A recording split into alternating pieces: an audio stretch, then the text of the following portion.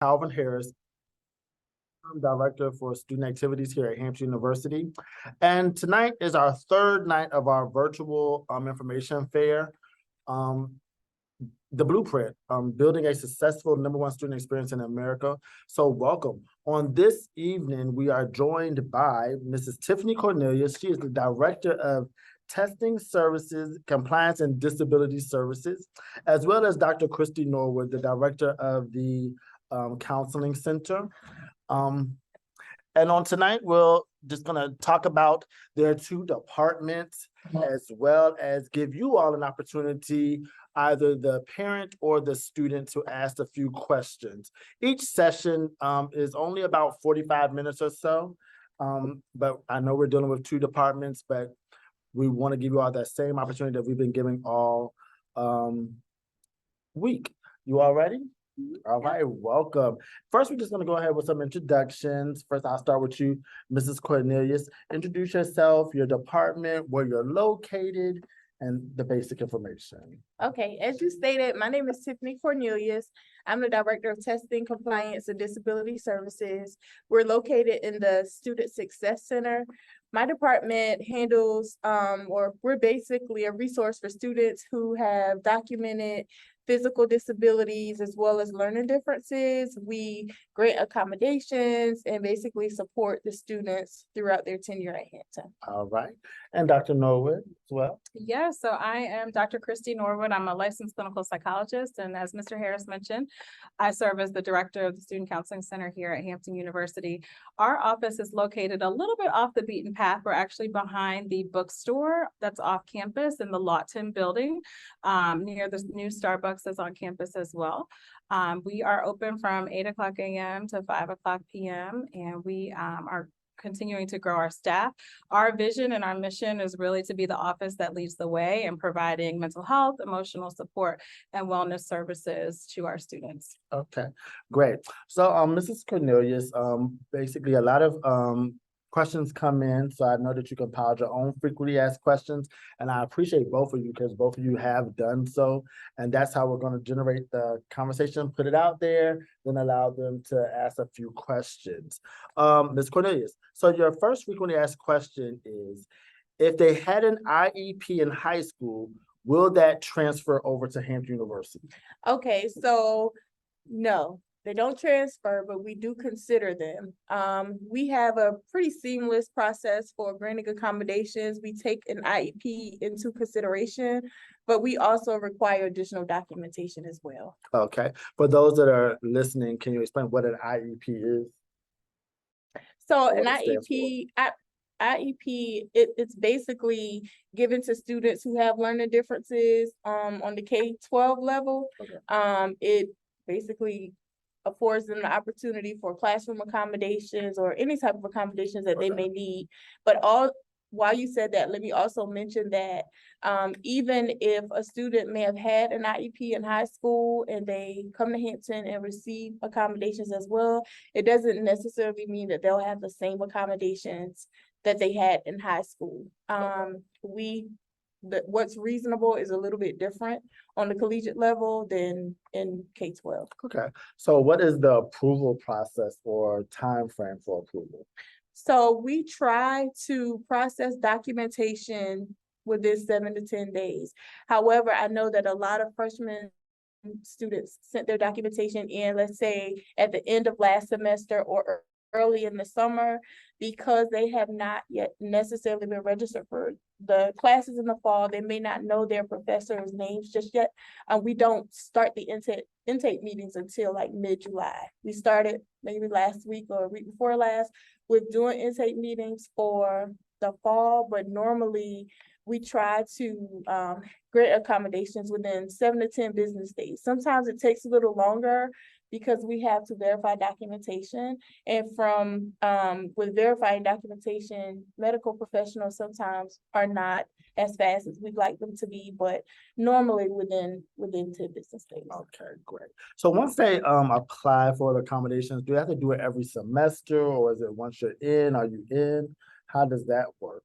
So there are students who have permanent accommodations, while there are others who have temporary accommodations. Okay. If an accommodation is permanent, it's noted like when they first apply, or whenever they're approved. We let them know if it's permanent or temporary. If it's a permanent accommodation, they do not have to apply every semester. They just have to request new letters. If it's a temporary accommodations, they have to reapply once the accommodation expires. Okay.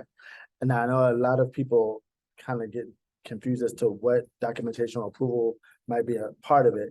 Does somebody psychiatrist or psychologist qualify as a medical professional? Both. Okay, great. Okay, that's great. Do you provide refrigerators for medication? We do not. That process is handled by the health center. We don't get into students having refrigerators. Okay. And lastly, can a student bring a service animal on campus? We do have a service animal policy. They have to be immunized. Certain animals are not permitted on campus, but some are. But we do have a process for that as well. Okay, great. Well, I thought one more question. I do apologize. The student has not been recently tested. Do you have suggestions on where they can receive testing to be sent in to us? Yes, we usually try to recommend our students to Genesis, which is a local counseling center in the area. They've done a lot of our testing, but they will need to be tested and have valid documentation before accommodations are granted. Okay, great. And I'm not sure, let's backtrack. Did you state where your office is located? In the Student Success Center, I do. Okay, all right. All righty, so we're gonna shift everyone, we're gonna shift now to the counseling center before we take your questions. So there we have Dr. Norwood. Dr. Norwood, I know this is a great time here at Hampton University. You are expanding your department as we all are getting more into mental health and holistic wellness and things like that. Yes. So if you could just explain some of the new additions and things that you all have in your department.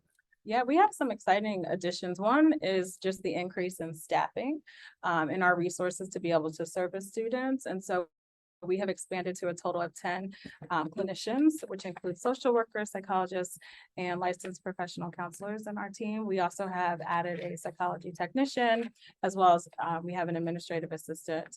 So that's one of the exciting, I think, opportunities. We also are continuing to offer outreach services, so we can, for our incoming Hamptonians, we can be able to connect with them during new student orientation. We have peer counselors who also work within our office, and so they'll be offering some initiatives as well this fall. So it's a really exciting time to not just promote academic success, but wellness as well. Okay, great. So now we're going to get into your frequently asked questions. It's Okay. just a few before we open up the chat lines. What is mental health and how does the Student Counseling Center address the mental health of a Hampton University student? Yeah, so when we're talking about mental health, we're talking about how is someone doing emotionally? How are they doing physically? How are they functioning? Is it impacting, their overall functioning in the classroom, right? Are they able to get out of bed? Are they, how is their mood? How is their sleep? So we're talking about their overall sort of well-being. And the second part of your question? How is it addressed for our Yeah. students? Yeah, so we have the counseling center, which is available. We're available to provide individual therapy services. We also have workshops for our students that are tailored to particular topics. So everything from anxiety to stress management to healthy relationships to just kind of navigating campus life as a first-year student, ways to get involved, things of that nature. And we do solicit feedback from students. So we get those workshop topics from our upperclassmen students at that point in time. But more than that, outside of our office, we partner with disability services and student activities and other offices on campus. And so wellness, while we provide the clinical care, wellness is really something that we strive to have infused across the campus. Okay, great. And the next question goes in line with a lot of things that a lot of processes that other departments have been talking about. How does a student make an appointment and what does that process look like? Yes, so our students, they call our office, and we will definitely put that information out for you, but it's 757-727-5617 to make an appointment. The reason we do that is because we want to be able to establish a relationship with a student, ensure that they're not in a crisis situation, whereas other departments, you may be able to just go online. We do have a phone call process. Okay. And then as a parent, because we have a lot of parents on the line, what happens if they are concerned about their students' mental health while here at their home by the sea? Yeah, that's a great question. So if you are concerned about your student, you are welcome to contact our office. Parents can contact our office. We do offer wellness checks depending on sort of the information that we receive. If it's a crisis situation, a lot of times we'll work with Residence Life or the Dean of Students to be able to ensure that someone's able to sort of lay eyes on a student. And so that's kind of our typical process. I encourage parents to call our office. You can send our office an email if you have concerns about your student. And we usually try to be pretty responsive, especially with the nature of the work we do. Yeah. And then I know because I always work with them as well. Can you explain to them about your peer-led counseling services that are available? Yeah, so we actually have Mr. Harris, about 40 peer counselors this year. Wow. So these are students who have volunteered really to be kind of, as we like to say, boots on grounds, right? To be able to promote mental wellness and mental health. So they are a student organization. They have a week here that's offered through student activities. And so you will see them at NSO week, but their primary purpose is really just to promote mental health and wellness. They do have office hours, so if students want to meet with a peer confidentially to discuss mental health challenges or emotional health challenges, they're welcome to do that also. All right, great. All right, y'all ready? So everyone, I know that was kind of quick, a little digest version of both of their departments, but we definitely and we already see some hands up. So we're gonna take a few questions. And then before you state the question, if you could just let us know what department you, or if you are looking for Dr. Norwood or Mrs. Cornelius, then we'll be able to assist you. So the first comes from Miss Alicia K. I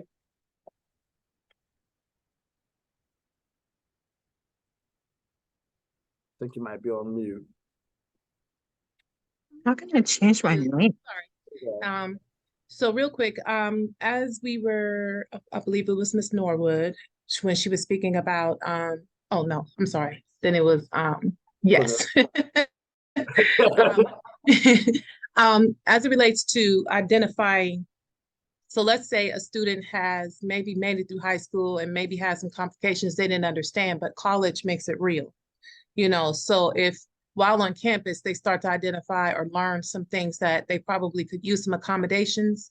So is that when you would refer them to the local, or what would be the process if between a student and their professors and maybe even speaking to your office that they identify that they could use some accommodations?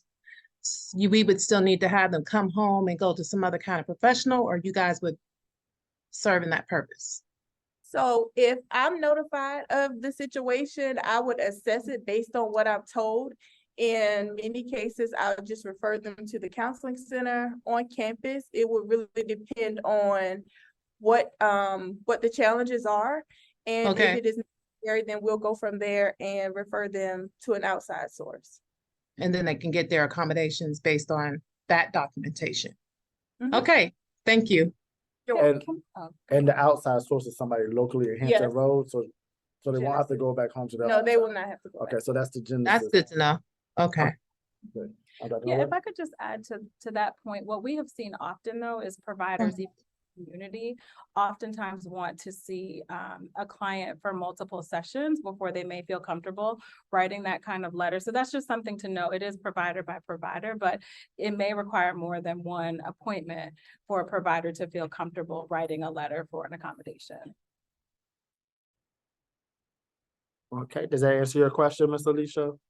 It does. Thank you again. All right, you're welcome. Miss Lucy, I see you're back. Welcome back. Hey, Mr. Harris, thank you. I'm gonna be here every night. That's good. Look, she riding now. Talk to her on the phone. Let's Yeah. how can we Um, help? I was gonna ask the young lady to your left, Okay. disability, is there an application somewhere that we need to complete online, or do we call your office directly? How do we start the process? Without giving out too much information, but my daughter already has a provider, and we just need to know where to send the letter. Okay, Shoot. I'm gonna give you our telephone number and you could call us and we'll give you exact information, but we do have a request form online, but it's easier right now for me to give you the number. It's 757-727-5493, and we're open 8 to 5 Monday through Friday. If you will give us a call tomorrow, we'll have someone walk you through the process.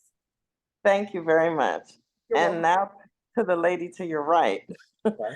If a student already has been receiving like ongoing counseling and therapy, would that be a service that's offered through your office, or should we look for an outside provider in the Hampton area?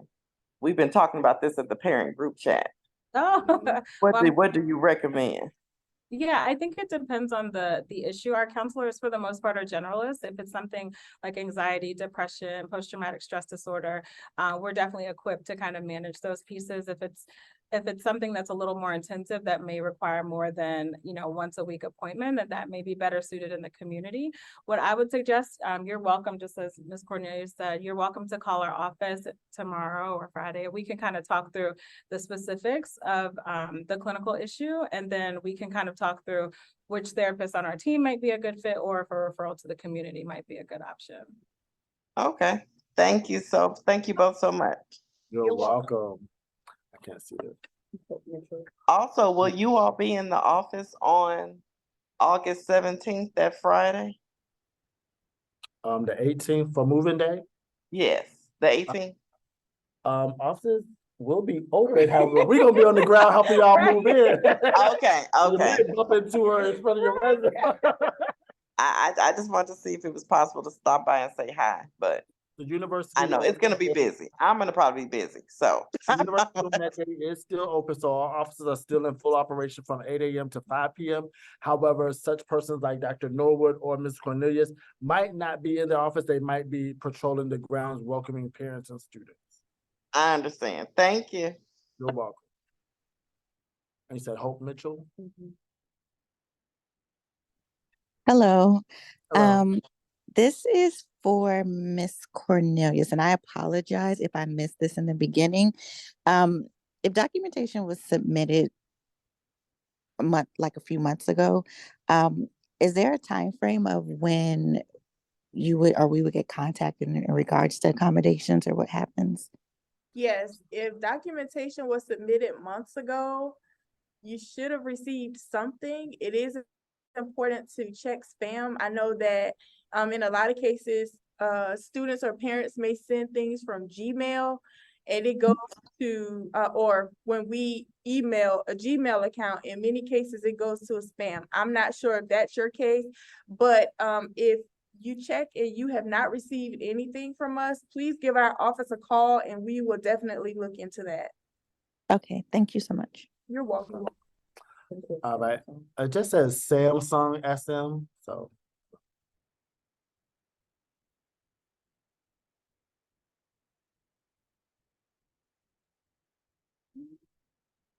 All right. Sorry, I'm here. I'm sorry. I was muted. Welcome. Thank you. I'm glad you guys are having this session. I have a question for Miss Dr. Norwood. Excuse me. My daughter is currently on medications. Does she need some type of paperwork for that, or does she just bring those and keep them safely somewhere in her dorm room, or does she need to have that documented anywhere in the counseling area? Yeah, so it's not a bad idea to have it documented through the health center and also through our office. It's not required, but at least that way, if your daughter does decide to seek services, we at least have some background information. So you would be welcome. You can email that information over, or when you come for move-in, some parents choose to just bring it over themselves just to maintain that confidentiality piece.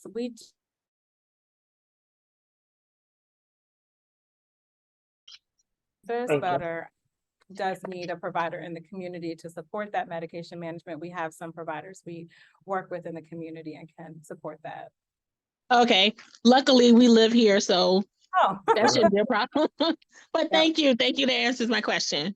All right, thank you. Thank you very much. I believe this is Erin Beller. Hi, thank you so much. I really appreciate your time and this whole series. I have a Sure. question for each of Mrs. Cornelius and Dr. Norwood, please. First, Mrs. Cornelius, I submitted my daughter's 504 from high school and also her full assessment from her psychologist prior to pre-college, like in May, I believe. And I never heard anything, and she went to pre-college and didn't get accommodations. And I don't know if other parents here have 18-year-olds who are both going on 24 years old and also going on 12. But she didn't come to the Student Center for Success until the day of the final, when she couldn't get accommodations for the final. And she was told that I was supposed to have had a video meeting with someone, that there was a mistake, and they apologized to her, but she never did get accommodations, and it definitely impacted her course detrimentally. So I'm wondering where I go from here, where she goes from here. So I will definitely look into that Okay. specifically, because if a video we call it our intake meeting, which is done via video chat. If a meeting was not set up, normally we send the email to the student and they schedule through the link a meeting for their intake meeting. And after that, they receive their accommodations. I will really have to look into your case specifically. So if you would please call my office tomorrow between 8 and 5. I'm actually on vacation. I will not be back in the office until Tuesday, but my assistant is there and she will give me the message, and I will look into your case specifically, and I will give you a call at some point next week. Okay, that's fine, because I don't mind waiting until you're back from vacation. So thank you. Okay. I appreciate that. And Dr. Norwood, along the same lines, my question is, how do you get the word out about your services and to destigmatize mental health services? Because I have a child who doesn't want to go, and I am concerned that college is going to steamroll her. And yeah, so I'm just kind of looking for your insight on that. Yeah, great question. So one of the big pieces we do is actually an 1.5 to 2 hour event during NSO week, which talks about prioritizing wellness with all of our incoming Hamptonians. We do a lot of outreach. So a lot of times our workshops, we changed our verbiage a little bit this year. Or last year. So when we started using workshops, we got 15, 20 students that would come, and it was a little bit destigmatizing. We also typically do a program each year where we bring a celebrity to campus and sort of talk about mental health. So oftentimes that helps to destigmatize it, as well as our peer counselors. They're connected in the residence hall, so they have residence hall chats. They're in classes with them, and they will have a stronger presence even this year as we've had more. So I think those pieces definitely help, as well as our social media. We have, I don't know exactly how many, we might be doing as well as student activities here, but we have a pretty good presence with social media. And so we try to put out messaging for our students. They may not read the emails all the time that get sent out, but they may read a post and things of that nature. And so we have a lot of appropriate sort of touch points with them early on. And so we're not just behind closed doors, but they definitely see us. They definitely hear from us as well as from our peer counselors. Great. Thank you so much. You're welcome. You're welcome. Thank you. And last, I see a Mary Lynn. Yes, good evening, everyone. Thank you so much for hosting this. I have a question. We did submit our paperwork for accommodations, and we received, I guess, a response that it needed to be from a doctor. So I was wondering, what what exactly were you looking for? Does it have to be does it a pediatrician? Is it a psychiatrist? What exactly did you need? Because I submitted, paperwork, but it came back that you needed a medical doctor's to support the supporting documentation from a medical doctor. So it would need to be on letterhead from a medical professional. It could be a pediatrician, a psychiatrist, a psychologist. I don't know exactly what was submitted, but it would have to be on letterhead and signed by a medical professional. Okay. And if the medical professional would have to make the diagnosis or just attach supporting documentation saying that that is the case. I wasn't clear. So in the document, we would need a diagnosis that justifies the accommodation that is being requested. And normally it's as simple as saying maybe a student has ADHD and the medical professional will provide that diagnosis and then recommend accommodations like extended time on tests or reduced distraction work environment. All of that is usually in the documentation. We do have a list of required documentation that's on the website. The easiest way that I could explain for you to get there is if you go to the hamptonu.edu website, if you type in disability services in the search bar, the link to our page will come up, and there is on the right side, the right bottom side, there is a list of required documentation as well as the full process that you would, should expect to have to go through to receive accommodations. Okay, thank you so much. I'll look into that and I'll reach out if I have any further questions. Thank you so much. All right, thank you so much. All right, thank you all so much. This will conclude our session on this evening. I appreciate both of you for joining us today. These videos, they started uploading today already on our YouTube channel of HU Student Affairs. We will be sending out the link on tomorrow afternoon to the emails via Miss Jaree White of Freshman Studies so that everybody can get directly there to them. But I do once again to thank you all. Oh, well, I must give my same statement every year.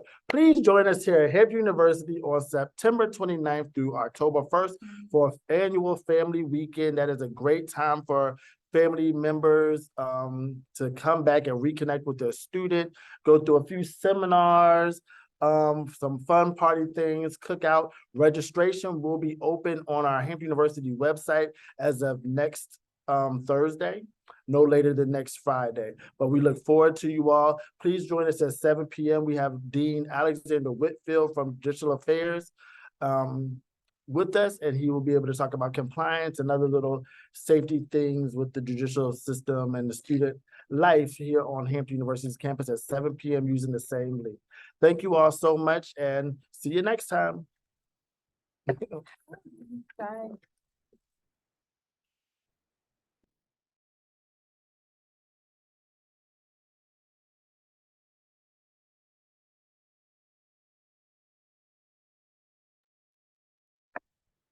Hello, everyone. Again, welcome to another edition of our virtual information fair where we are building the #1 student experience in America.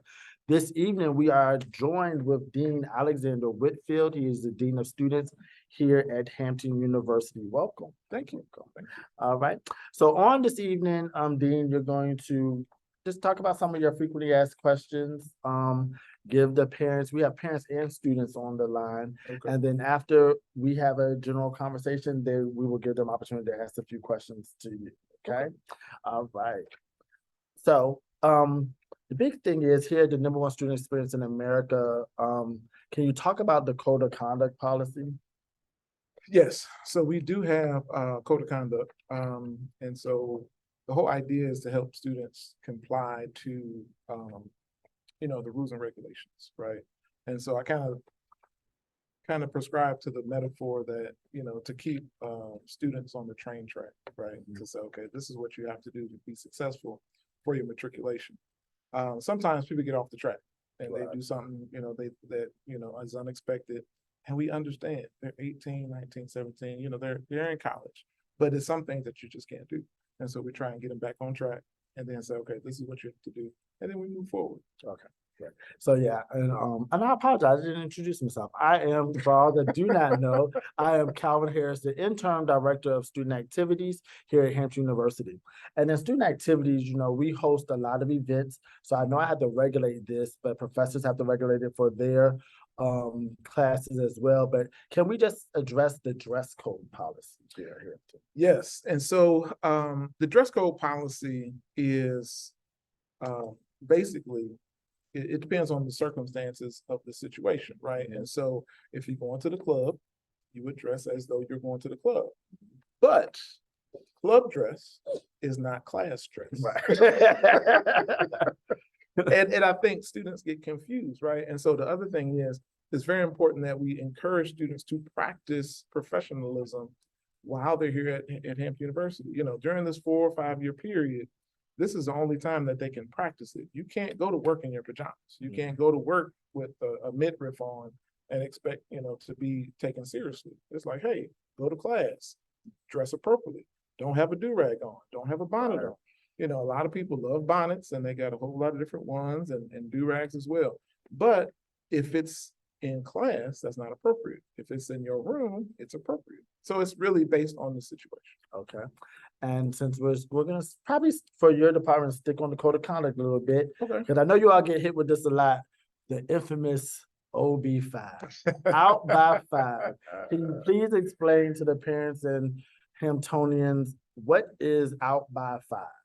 So out by 5, and I'm a Hamptonian, right? And so I graduated in 96. And it was way back then too, so out by 5.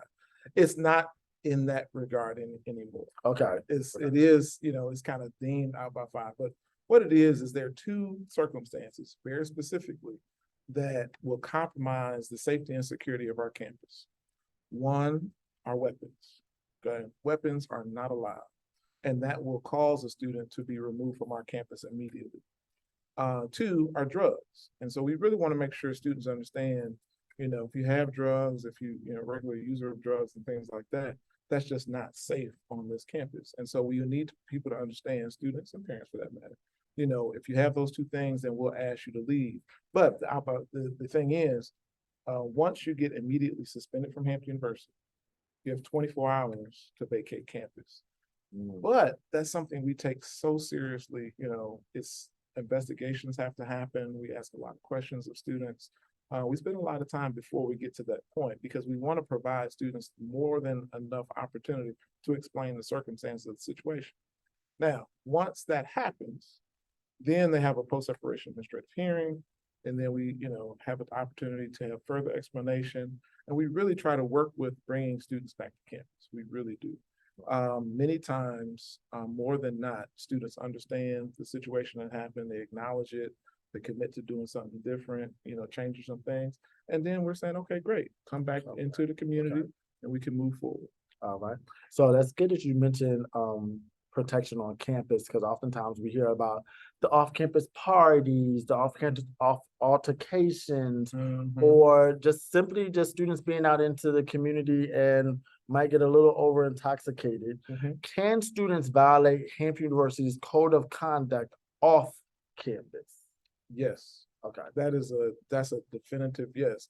So we even I'll give you an example online, right? So we have a lot of students that spend a lot of their time online. Most of the students we have coming to Hampton University now, they have grown up literally online. Well, if you're, bullying people, if you're, saying some, egregious things and some disparaging things, that's not appropriate. Right. And so threats or anything like that, not appropriate. But even then, if you're in, California and you can get a parking ticket or something like that. We're not worried about that. But if you get arrested, you go through the airport, you get arrested, something like that, then yeah, we do have to consider that. And then again, it depends on the circumstances of that situation. We can't just say blanketly across the board, oh my God, you got in trouble. No, we look at everything and we really try to work with the student to get past it. All right. So you are the dean of students located in the Office of Judicial Affairs. And on Mhm. campus here, we have a lot of deans. So just so that we can kind of backtrack a little bit so that the students can understand your deanship, can a dean, such as yourself, dean of students, give an excuse note for class? So yes, Okay. but there's again, it's caveats to that. So my role is an administrative dean. And so there's 7 deans across campus, deans of schools, dean of school of science, dean of liberal arts education, et cetera, right? And so for my role, if a student has mitigating circumstances, they have a death in the family, they're out of class for an extended period of time, 2 or 3 weeks, then we really look at that, and then we provide information to the professor without disclosing whatever happened, and because my office is very confidential. I get a lot of information, but I share very little. Okay. And so to make sure that, to maintain the integrity of that, so when I can advocate for students, because, again, if they have a death in the family, I need to be able to share that with the professor without saying they've had a death in the family. The professor gets that email, they understand, and then they can help work with the student to make it that way. Okay. So since you can handle excuse notes for situations, can you change exam grades? Okay. Not at all. So the exam schedule, and this is really, really important, the exam schedule is set at the beginning of the semester. Okay. A lot of times, parents and students, for that matter, out of the necessity of saving money and making plans, they'll go ahead and make travel arrangements and say, okay, well, you have to come home for spring break or for Christmas break early, and exams are happening during that time. And so then, unfortunately, the student said, well, I already made my arrangements. And I said, well, you got it. I can't do anything with that. So it's really, really important that parents and students, before you make any travel arrangements or any commitments, that you check the exam schedule, because professors cannot change the schedule at all. All right.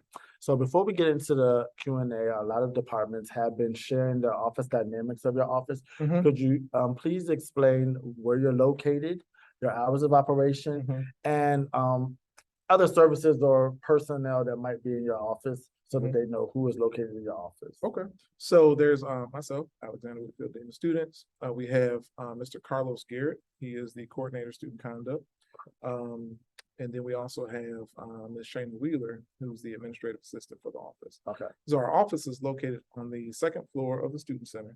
If you go up the middle staircase, veer off to the right, the left, veer off to the left, and then go around the corner. It's right there, right directly across the hall from the Office of Residence Life House. Okay, great. And your hours of operation? Hours of operation are 8:30 until 5. Okay. Yeah. All right. Great. All right, everyone. Thank you so much. So you prepared to take a few questions? Sure. All right. So everyone, here's your opportunity. Dean Whitfield has shared with you an overview of his Department of Judicial Affairs and the Code of Conduct policy, and what it takes to be a Hamptonian, a successful Hamptonian here. So if you have any questions, please go ahead and raise your hand, and Dean Whitfield will be more than happy to answer a few questions. The first person I see is Miss Felicia Fair. Welcome. Hi, I'm back. Okay. Pleasure. I have a question. I kind of asked it yesterday, but I think you're actually the department that handled this. My daughter went to pre-college, brought a what do you call that thing? Pepper spray. She got a reprimand, a letter of reprimand. And I did talk to the chief yesterday, and he kind of, I don't know if there's going to be some changes or whatever, but the big picture is that a lot of parents, again, don't realize that pepper spray you couldn't bring. Of course, we know that too. And as I was talking to my daughter, she was like, well, I don't really want it in my folder or my file, because it looks kind of bad. They explained to me that it's not, but I just wanted to see what you were going to say about that. She didn't pick it up either. It's still somewhere in your office, I suppose. But pepper spray is not allowed. Chief did get a chance to call me earlier today, and so we talked a little bit about it. Okay. And so there are certain items that just are not allowed on campus, and pepper spray tasers, one of those things, right? And so we had a conversation. In that conversation, he did make some recommendations, and so we're reviewing it to ensure that it's consistent with other institutions, to make sure that students Right. feel safe on campus. We've had some unfortunate incidents, with students using pepper spray or tasers, very Carelessly. carelessly. Thank you, 'cause I was going to say something.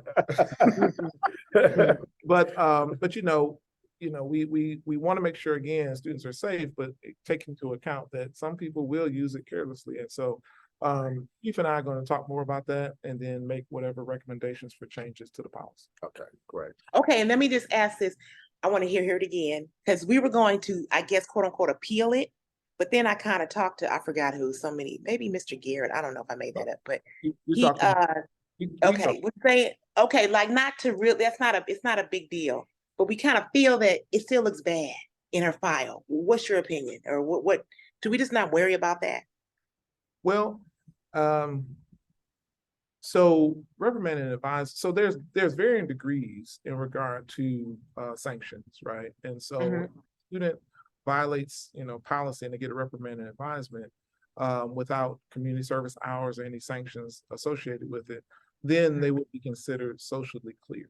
And so if the Office of Student Activities requests a social clearance list, your daughter or anyone who is in that similar circumstance that has a reprimand and advisement without hours or without any additional sanctions will be clear. Okay, it's a reminder. It's a don't do it again. Okay. Okay. You did this, don't do it again. Now, I do hope that when she returns, she picks up the letter, because that's one of the things that we look at, and that would be not following directives of university officials. Oh, no, she has a letter. I'm sorry. She didn't pick up the pepper spray. It's still there. I just want to clarify, sometimes students believe that, I'm just ignore the situation altogether and not worry about it. And then it gets exacerbated because then it's not complying with the directives of the university official. And now, we're trying to figure out where you are going to class, and then that another conversation. But that's good that she picked it up. But yeah, the pepper spray thing, we're going to definitely review it with Chief and make sure that, we keep students safe while they're on campus. Okay. All right. Thank you so much.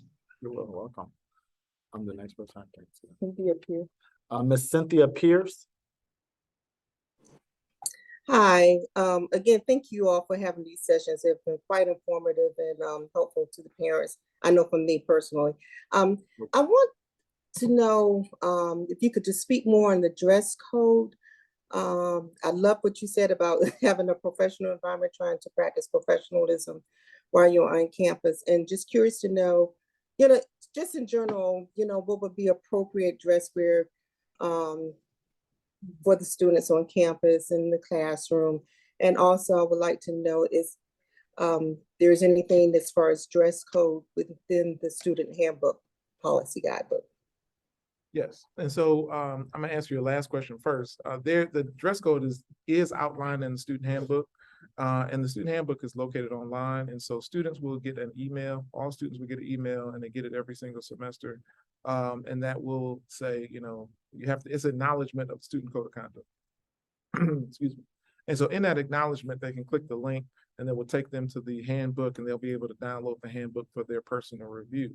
And they can also go ahead back and access it at a different point. But it is in the handbook in regards to specifically what the dress code, what's allowed, what's not allowed. In general, we do make sure that students understand that we don't expect students to show excessive body parts. I know people love the really short shorts. In the handbook, it does, in the dress code very specifically, it says, you shouldn't have shorts that show your buttocks, things like that. It's rather inappropriate, right? And so we want to make sure students understand those type of things. However, students should, have some consideration in regards to situation. Again, if you're in the club, you wear certain things in the club, and I'm not going to see you in the club, and that's the club attire. That's something different. Like, for example, if you're walking across campus and a man has a lace shirt on, with really tight pants. The lace shirt is inappropriate because that's more club attire. Depends on what club you go to, but nonetheless, it is club attire. So, students need to consider that. But in regards to going to class specifically, I really encourage students to dress as professional as possible. Now, it could be, business professional. It could just be khaki, a shirt. It could just be jeans. Jeans are appropriate. Some students, they really, get in the habit, getting that habit. I know our business students, every Wednesday, they dress in full suits. I think SLP does that as well. So some student organizations and some schools actually expect students, at least once a week to dress in an appropriate way. Now, when they go to, events on campus and things like that, it's absolutely okay. We're not going to be draconian in our response. We do expect, however, students to be addressed appropriately when they're walking across campus. Yes. And there's other things such as like for gentlemen, we can't be outside in tank top, like wife beaters, do-rags, those type of things. For females showing a lot of cleavage, that when you walk, you got to kind of hold it like this, things, any type of distraction. So a lot of professors will deem to not allow students into the classrooms if their attire is not of a educational appropriate, so it doesn't cause any distractions. But yes, sometimes it does get hot in August and September, so we understand the heat is out, but some young ladies, I do think, kind of push the ticket a little bit. and men too, because we have a fitness center, like you said, right? Even in the fitness center, yes, with the tank tops on and things. So we just ask students just be appropriate. Right. Yeah. But please check the student handbook. It does lay it out in the handbook. Great, thank you. Appreciate it. Thanks. Amia, welcome. Hi, I'm back. I wanted to ask, so I have two small questions. One kind of piggybacks off of Cynthia's question. I know considering the student handbook, now I know you said we'll be having emails about that, but I know like would there be like for NOS week, would there be, I guess, conversations or just kind of giving us the important things to know before we are there? Because I know the student handbook has a lot of things in there, and I know it's some things you can probably miss or you're not just going to read all of it. So is there going to be any kind of like announcements or just overall bullet points of the biggest things that we really need to know when we get there? Yes. So Ms. White did explain that on Monday night in her freshman study. She has a communique that is coming out probably really soon, before NSO week, that will outline dress code, code of conduct, some of the do's and don'ts when you get to campus, that type of thing. I will circle back with her and make sure that you get that. But yes, it does come out into the incoming freshman and transfer student communique that is going to come out really soon. Okay, thank you. Then my next, oh, go ahead. I'm sorry. And also, once we get to new student orientation week, NSO week, myself and all the students, we sit down and we talk about expectations. And so I hope I can be able to, again, for those of us who are not on the call, or just as a reminder, have a conversation about how to be the best version of yourself, right? Because a lot of times, students they come from, situations where they're used to kind of dressing or acting in a certain way. And we want to make sure that everybody is prepared and understands the next level to go to is how we want you to expect. So it's we do have additional conversations. Yeah, and then the student leadership program also during NSO week has a fun interactive way of presenting the do's and don'ts of navigating your way through Hampton University while on campus. And dress attire is one of the skits that they do perform for you all. So it gets fun. So you'll see different variations of how to dress for various things on our campus. But that information will come out, but we also represent it during NSO week. Okay, great. That sounds awesome. And I'm looking forward to the demonstration. It's fun. But it sounds hilarious. But I want to also ask, now this is something that I thought of because I had a class that I took in senior year about just like things of dealing with sexual assault on campus and how that works. Now, I'm not sure if that was a question that should have been for yesterday, but I kind of feel like this is kind of something that's dealing with this matter and how sexual assault is handled or anything going on along with harassment or things of that nature. Because I just know it's some different things on college campuses. So we have a Title IX office, and so the Title IX office manages all sexual assault cases. Now, in situations where a student reports, and our offices work very close together. If a student reports an harassment issue or a situation where they don't remember, or they were, in a situation, they may have been drinking, they might have been using, drugs, something like that, and they report that something happened to them, then we want to do two things. One, we want to make sure that, we listen to the entire situation, keep as few people involved as possible, and then refer that over to the Title IX office. Title IX office then investigates it fully and makes a determination. And so it's really important that, at Hampton University, that students feel comfortable enough to report any type of things that happen like that, and that's, we can only respond to stuff that we know. And so in order for students to respond, we have to, help them feel comfortable. And so we do, other outreach activities and things like that, just to make sure that students understand, we really want the best for you, but we need to know how to help you. Yes, and you all always partner with and Title IX. A lot of the sororities on campus do a lot of self-defense courses and things like that with HUPD. So there are a lot of opportunities for you to get additional information on assault, self-defense, and things like that. Okay, thank you so much. You're welcome. I can't see the pink shirt. Trinity Odom. Trinity Odom. Hi, good evening. I'm sorry, Trinity, kind of lagged out. Okay, we can hear you now. Can you hear me now? Yes, ma'am. Awesome, thank you. My first question is there a list outlining permitted self-defense, both tactics and tools?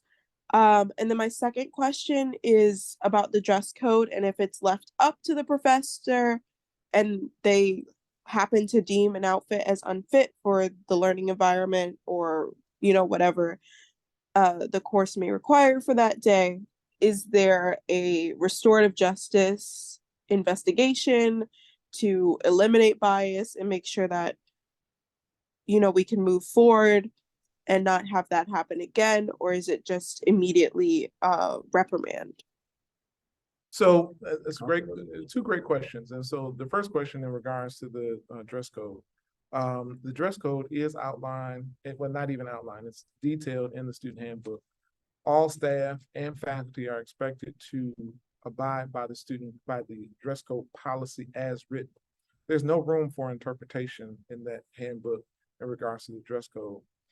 If that does happen, then what usually happens is the professor refers that situation to me, to my office, and then I do, my office, Mr. Garrett or myself, conduct an investigation. And so we pride ourselves in making sure that we don't have bias, and we do recognize, bias is one of the things that really, can compromise an investigation and really, hurt a situation. And we don't want to end up hurting a situation. We want to make sure that we can, find the best way forward, find the best resolution. And so, yes, in some ways we use restorative justice principles, but in general, we really try to help the student understand the appropriateness of their dress, if it comes to that, right? And so many times, the professor simply acknowledges, hey, you're not dressed appropriately. Is it possible you can, change your clothes, or next time you come back to class, just dress appropriately? It really depends on the situation. And so, but if the student feels uncomfortable, and that it didn't go the way that they feel as though it should have been handled appropriately, then that student needs to come to my office, and then I can investigate, ask those questions of the professor, and find out, and be a true advocate for the student. Okay. For your second question, was it that you're asking what self-defense weapons you can have on campus? Or objects? Yes. Or Okay. if there's like a list of what we can and cannot bring, and also what we can and cannot do when it comes to self-defense. So specifically, as far as the actions are concerned, that's definitely a HUPD question, only because they're experts in that area of physical self-defense. That's not my lane. In regards to the items that you can bring, yes, in the handbook it does list those items that are considered contraband. And so contraband items would be, in general, just a couple things: pepper spray, at least right now, pepper spray, tasers, those type of things. Because they can do harm. However, again, as I mentioned earlier, Chief and I are kind of looking at the policy, what's best, what needs to be improved to make sure that we allow students to stay safe while they're on campus. Okay. Thank you so much. You're welcome. Looks like the last question has come from Janae. Good evening. This actually is Janae's father. Can you hear me okay? Yes, sir. Welcome.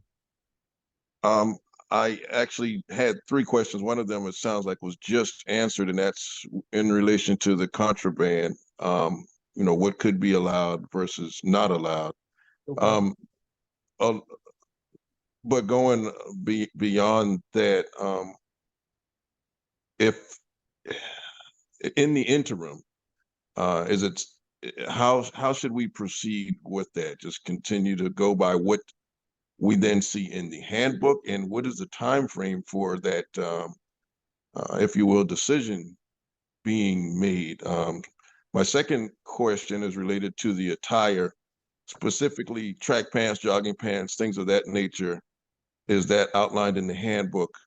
Is that something that's considered acceptable or not acceptable as it relates to campus? Because I know you mentioned attire, and it sounded like the conversation was directed around the class and the instructor, but I'm kind of wanting to know more specifically from an attire perspective, is it just class only, or is this when you're on campus in general, and would that track pants type attire be acceptable? Okay. So as far as the policy is concerned, we really do need to abide by what's written currently in the policy. Once that information is updated, and right now I can't give a specific timeline because we do want to make sure that we vet it, we review it, and determine that if it's appropriate. Right now, and for the past number of years, we have not allowed pepper spray and tasers on campus, and so that has allowed our campus to be safe. We have unfortunately had students use pepper spray. But in that situation, they used it on each other just to see, and this is where, the carelessness of uses of those type of defensive items, because the explanation the students provided was, I just want to see what it tasted like. And I said, that's not appropriate. You really could hurt somebody. If there is an update, we will definitely communicate to the students and families that, an update happens. In regards to the dress, it's very important that students understand the appropriateness of attire based on the situation. It's situational. For example, you mentioned jogging pants. Jogging pants are appropriate, but in the handbook and in the dress code, it's very difficult for us to be overly specific, because that's when, a lot of times professors, faculty, and staff, they say, oh, that's not in the dress code, or that's not a dress code. We're not doing that. We're not the dress code police. Okay. If it's inappropriate, then yes, it's inappropriate. But jogging pants, if you feel like, hey, I want to wear jogging pants, cool. Now, if you wear jogging pants and you're supposed to have a presentation, then that's not appropriate, because the professor explained to you that professional dress is required for this presentation. However, most days, students wear jogging pants, they wear, gym shoes, those type of things. It just depends on the student. Some definite, non-starters, do-rags, hair bonnets, like wife beaters or tank tops, clothing that shows excessive, kind of body parts, sheer items, those are non-starters regardless of the situation that happens. But again, student activities does a great job during NSO week in having that opportunity to have a whole skit in regards to what's appropriate dress and what's not. Okay, thank you. And thank both of you too for the time this evening too. You're welcome. You're welcome. You're welcome. All right, did you have another question? I thought you said 3 questions. No, the first one was answered. Okay. All right. Well, thank you, Dean Whitfield. Oh, I thought it was somebody else. I think that second question you were answering. Oh, okay. Okay. All right. Okay. All right. Well, thank you again. You're And welcome. everyone, we hope that this has helped you all understand the stance from Officer of Judicial Affairs with Dean Whitfield. He's given his contact information. Please check our university website at hamptonu.edu. And in the search engine, you can put in student handbook, and you can go ahead now and start reviewing the actual verbiage that is listed from our previous year before the new handbook is communicated via email. Yep. Once again, thank you all. Please join us on tomorrow evening for our final night as we have Miss Tiffany Tucker, who is the Director of Student Accounts, as well as Mr. Martin Miles, the Director of Financial Aid at 6 and 7 p.m. Once again, thank you all, and we hope that you have safe travels, and we look forward to you coming in August to your new home by the sea. Have a great evening. All right. Thank you. Bye-bye.